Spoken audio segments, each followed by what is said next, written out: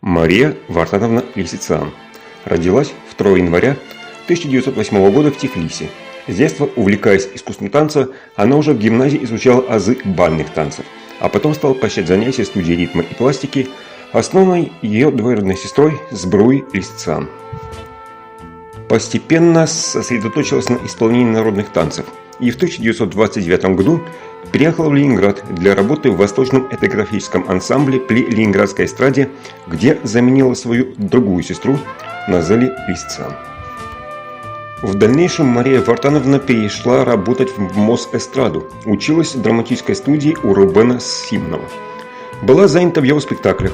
В Москве она также создала и тренировала детскую группу художественной гимнастики, которая в то время не была видом спорта, а считалась лишь формой художественной самодеятельности. В 1938 году ее муж Евгений Алибегов был арестован и приговорен к высшей мере наказания – расстрел.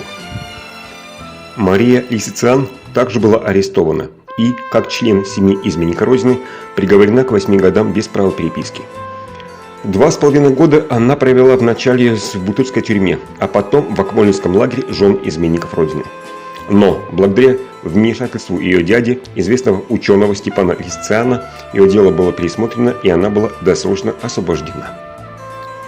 За 23 года работы старшим тренером в клубе «Крылья Советов» Мария Лисицын подготовила 3 чемпионов мира, около 30 мастеров спорта, 14 ее учениц после завершения спортивной карьеры стали тренерами.